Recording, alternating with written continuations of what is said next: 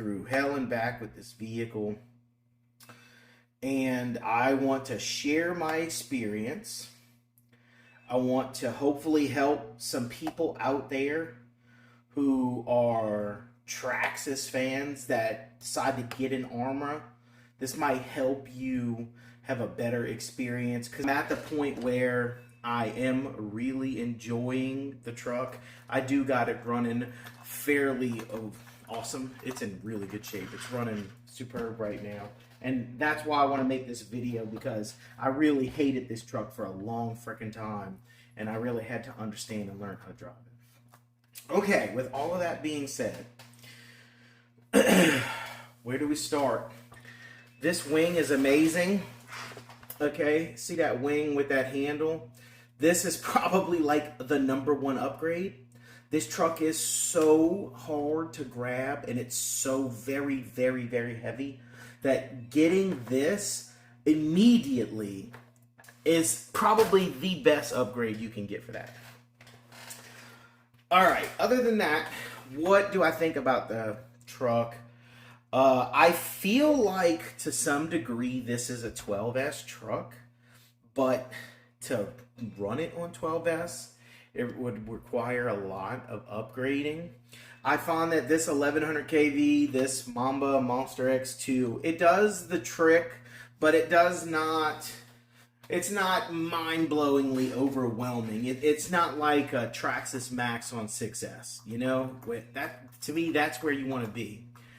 A Traxxas Max on 6S is like where you feel completely overpowered and like in control, and it can take it. What a good truck that is. But without that, the diffs, okay? The diffs have been the hardest thing for me. Whew, man, the diffs have been the hardest thing. I've went through hell and back with the diffs. Bad. So what I'll say that I've learned, there's a video on YouTube where this guy talks about rebuilding the diffs, and he talks about shimming it really tight on the inside. Those little shims that go on the inner lid of each side of the diff, where your planetary gears are. And we'll talk about that as well. Okay, so it slides onto that diff cup when it's inside the housing, and then that will slide on there. Well, this guy goes over talking about how you should attempt to fit as many of these shims as you can, and you want it really, really tight. That is no bueno, okay? When they built this truck, they built it with, for the most part, as long as all your parts are correct, they built it with the correct amount of shims, okay?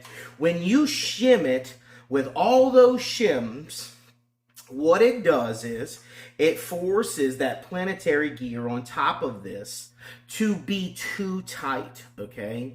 It forces it to be too tight. That play that's in there is in there for a reason, because when you crank down all the way, which you can't really do very well on these plastic gears, okay? These plastic housings are trash. The gear strip, you can't get them tight enough. If you want to put a lot of power to it, you can't get these tight enough. You tighten them down, they strip, or they crack from just the power of the vehicle. Get the GPM ones on Amazon or eBay. Those are perfectly fine. They work fantastic. In the front, I have a GPM aluminum diff. In the rear, I have a Vitavon, and that's just because I'll go over that. But anyways, one big thing, don't do that. Do not do that, because when you tighten down your diff, and you've got aluminum diffs, or even the plastic one, whatever, it doesn't matter. When you tighten it down all the way, and you really tighten it how tight it's supposed to be, those planetary gears are grinding. Even if you feel just the littlest bit of just foof, when you're spinning it, just the littlest bit of woo, I'm telling you, do not do that, okay? That is wrong. I've torn up diff after diff after diff after diff, front, rear, so many of them. don't do that. Whatever weight you want to choose, whatever, do whatever you want to do.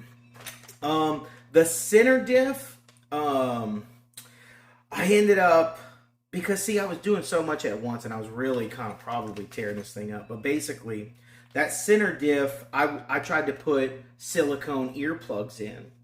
And I think maybe from the process of these being not perfect, because I was putting those extra trims and causing all that grinding. And even more than that, on one of the drive shafts, I forgot. I did not. I was just a mistake, but I did not put that center pin back in. I actually just pinned it right on the diff. That was causing some issues. And then because of lack of knowledge on this vehicle, I actually stripped some of these bulkhead screws. And so, see, if you strip these bulkhead screws, what happens is when you take a hard hit, it pushes that thing out of the way. It pushes, it gives. And then those gears bind up on the inside. You end up getting your dog pin bones shaved off. So I was literally having this all happen at the same time. All of this was happening at the same time. And I was just having issue after issue after issue. And so finally, I tore all the diffs apart. I bought all new diff houses, all new gear, all new oil. And I really just took my time. And I realized all the little mistakes that I had made while doing this. So don't over shim it. And it's to push the gear, the two gears in here. You got one gear this way and then one's back here or whatever. And whatever side your gear is on, which I think is on this side, you're going to put that thin shim between the washer over here. And that's going to push that gear over. So like that's your diff right there. And if that was the rear one, you'd be putting the shim right on the inside of here. Like this guy right here. It's going to fit inside that groove right there.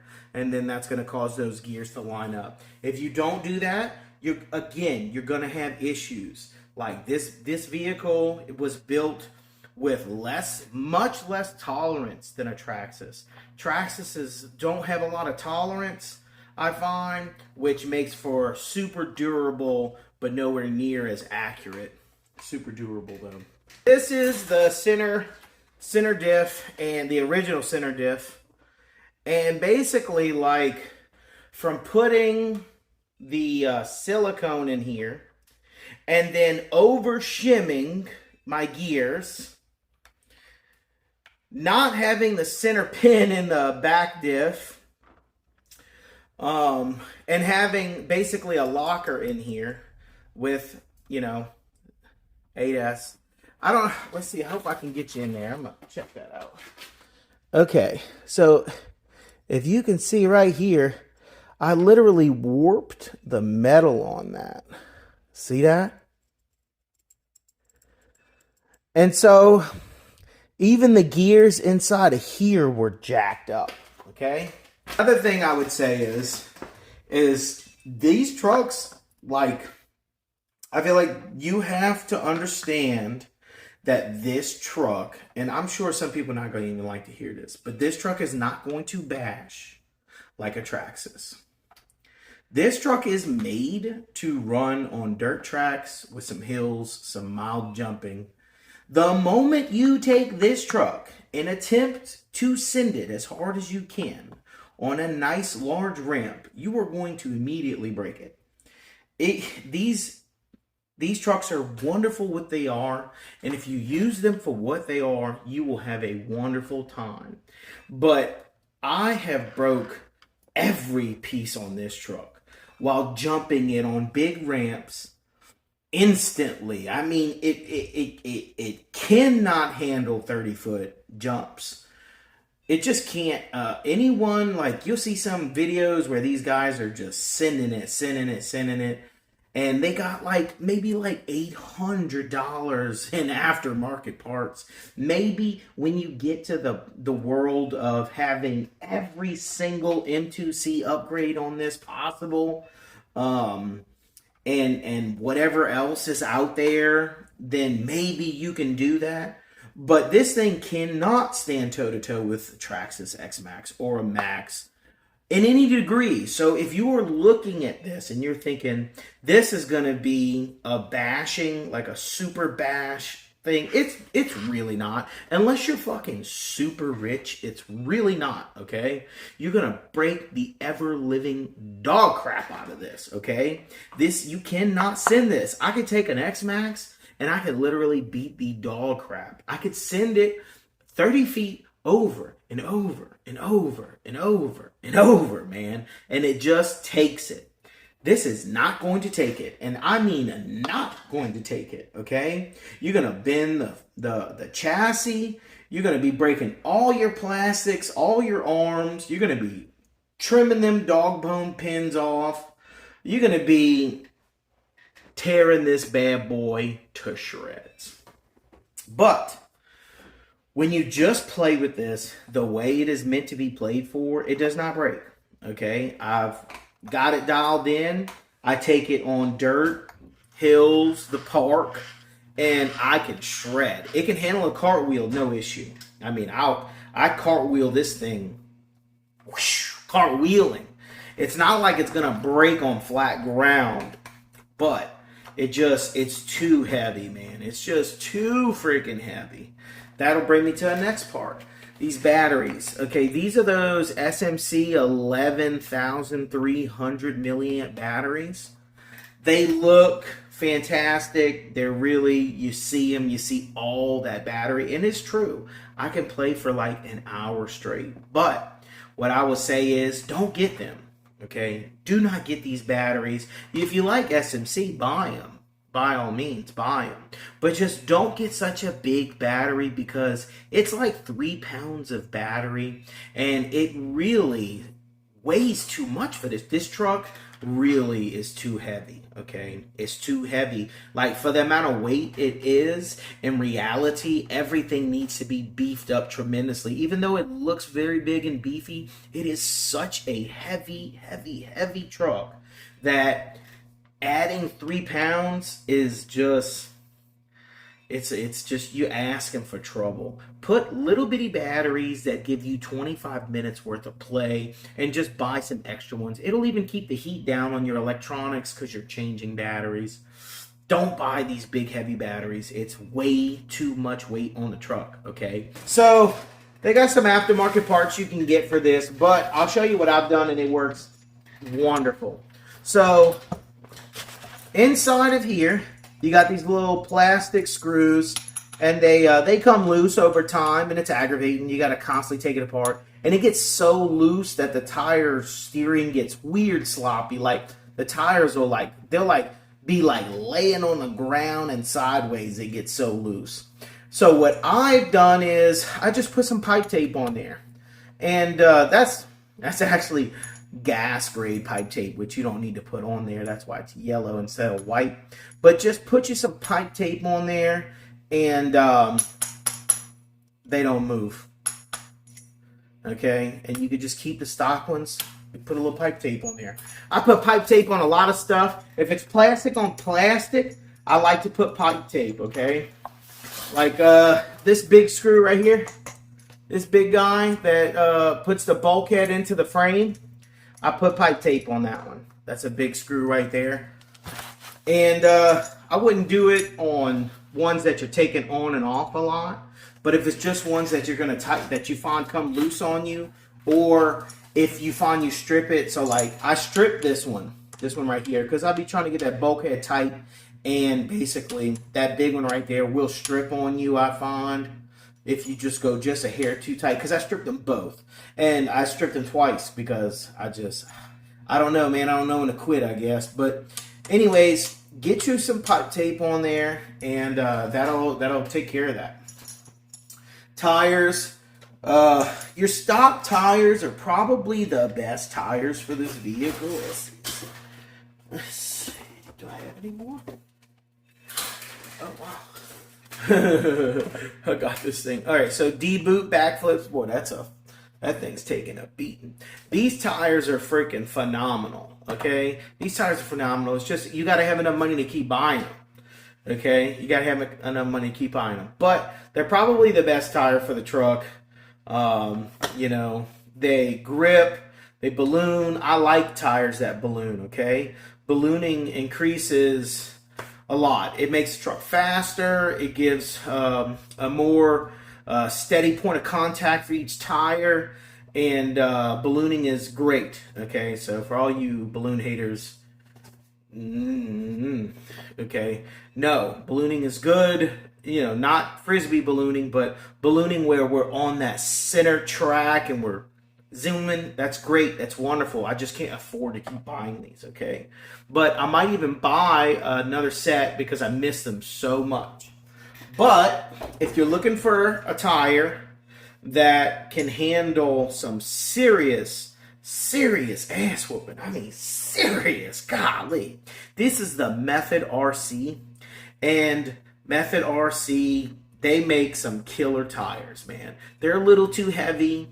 I don't like the fact that there's no ballooning in this. There's no ballooning, which means that I'm relying on a flat tire to be perfectly flat when I'm driving it. Which it's never going to be, because it's, I mean, eventually once you wear it and wear it and wear it, but if you didn't build, if it wears on a vehicle that is not built perfect, right, running on a flat surface, then it's going to wear unevenly, okay, and then you're going to be dealing with just a little bit of fight from your tires. Like you can even see right there, that's not worn perfect, okay. It's not bad. It's not terrible. And when you get to the highest of speeds, you start to get on a hard tire and you get to high speed, just like a real car. You got hard tires, high mileage tires on a really fast car. You'll die if you go to like 170, 180. It just isn't going to drive very well. Okay. So hard tires, these have been wonderful for me. Fantastic. I love them. They look great. They run great. You want to hang out? Okay. You can hang out. Okay. So this tire, like I was saying, fantastic. Takes a beating. I've never broke. I have 3 sets of these, and I've never cut one of these tires. I've never broken a rim. Never. Even on the vehicles I send to the moon, I've never broken one of these tires, ever. I can't say enough about the stock tires. I wish I had a lifetime supply of them. But if you're looking for a good-looking belted tire that is going to take an absolute monster thrashing, this Method RC is great. They're not the most perfect tire for high speeds, I find it. High speeds, they make a funny sound because it's like that tire is, I don't know, maybe it's almost ballooning and those rubber grips are catching in some kind of form or fashion. But yeah, it's just too hard, doesn't balloon. You're relying on too much perfectness. And with ballooning tires, when you're going max speed, only the center of each tire is actually touching the ground, which means that that tire's not fighting.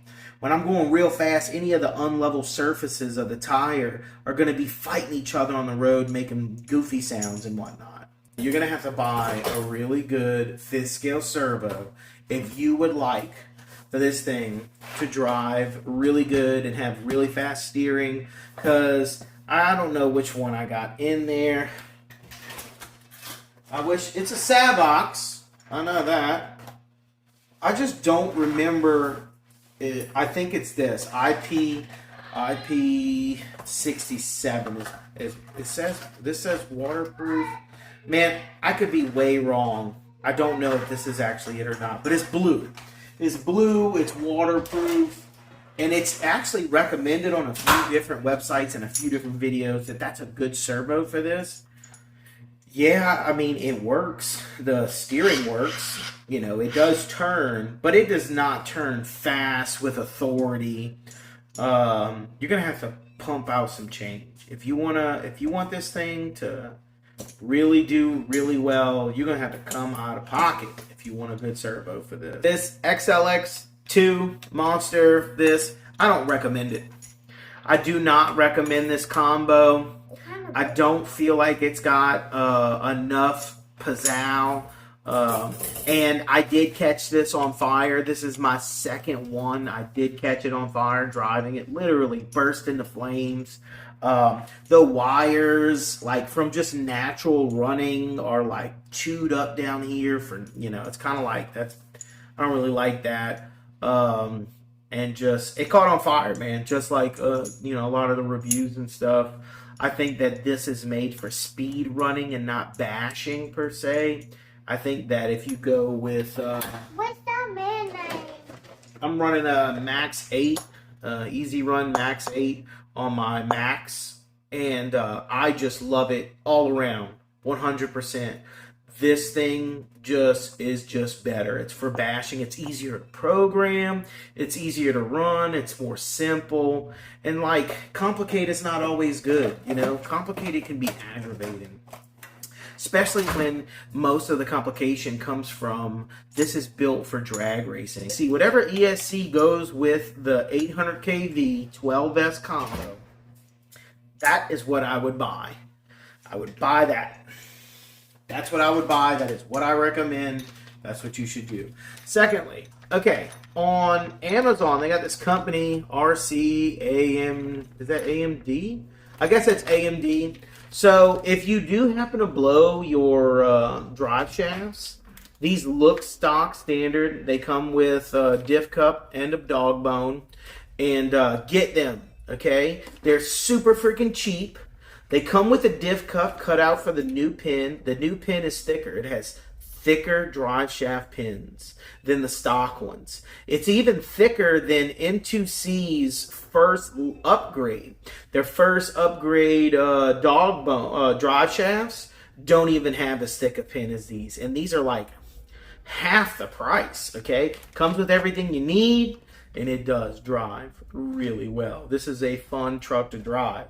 If I was just driving an X-Max or this in a field, I'm taking this. I'm not taking the X-Max. The X-Max is not going to be nowhere near as fun to drive as this vehicle on flat or hillside type of driving. Nowhere near it. This thing is built to run. It's fun. It is super fun to drive. Do not shim these diffs. Do not extra shim. One shim per planetary gear and crank it down. Make sure you get aluminum. They're cheap. They're like $30 or something like that. Get the aluminum diffs and Loctite them. Get you some blue Loctite. Make sure you Loctite them. Make sure you build them correctly. Don't put extra shims in it. Crank her down. Give her 24 hours for that Loctite to set, and you won't have to worry about nothing. Now, if you want to be fancy smancy, and you got the money, and you got freaking 30 days to wait for it to come in, I found that the Vidavon is absolutely the nicest, untouchable. So, such a heavy truck. I know. Such a heavy truck. All right. So, as you can see, that Vidavon right there. These dog bones are thick. The pins are super thick. The pins are so big. Again, you have to have a new diff cup. And then the diff housing is gorgeously machined. And the little rubber seals are awesome. No need for a gasket ever. You don't need a gasket. It's thicker. The metal's fantastic. It's Vidavon. It's built super high quality. If you can go Vidavon for your diffs, if you can afford the Vidavon front and rear diff and Vidavon drive shaft and diff cups, if you can afford that, I would say that is premium. I've bought every drive shaft that you can think of online. M2C, even M2C's beefed up one still has the original pins, the small pins. Definitely get the wing handle. Stock tires if you can afford it. Hobby wing, 12S, 800 kV. And you can just play around with the gearing. You can have fun with the gearing when you got an 800 kV. You can't have fun with the gearing when you got 1100. Okay, if you want to do standing backflips, do not get the 1100 because it ain't got enough torque. It's got enough top end speed at the top, and it's gonna fly. It'd be a little bit. It'd be faster on 8S, the 1100 kV. But if you get the 12S, you'll have the same speed, but you'll still be able to do that standing backflip. This truck, as it sets, has a hard time doing a standing backflip, okay? I have to go in reverse and then slam on the gas, and then it will do a standing backflip. But when it comes to just punching it and it getting to do a standing backflip, you're not going to do it with the 1100 kV. Now, I'm running a 25 tooth pinion, I think that's pinion, the gear that goes on the motor. If you go any higher than that, you're taking a risk of burning this bad boy up and setting it on fire, overheating your motor, because it simply cannot handle how heavy the vehicle is. It's too heavy of a vehicle, and it won't handle it. I've done every size. I've had it sent off. I've spoke to the engineers on both of this device, and they will tell you that if you got this set up in this truck, 25 is as high as you get to go. It is what it is. Or it's 24, 25, something like that. Can't remember exactly. I think it's a 25 though. But you ain't going no higher than that. If you do, you're going to burn something up. But if you get the 800 kV 12S, you can probably go a lot closer to a 1-to-1 gear ratio, not have any issue, standing backflips, multiple backflips when you jump in, and it would just be a lot better truck. 12S, 800 kV, beefed up, get the wing holder, get you an unbreakable body for sure, because it's so heavy, it tears the body up. It's so heavy that if you get in a wreck, the body is gone. Now, you could do shoe goo and drywall tape, and that's fantastic. That's a fantastic solution. You got the time for it.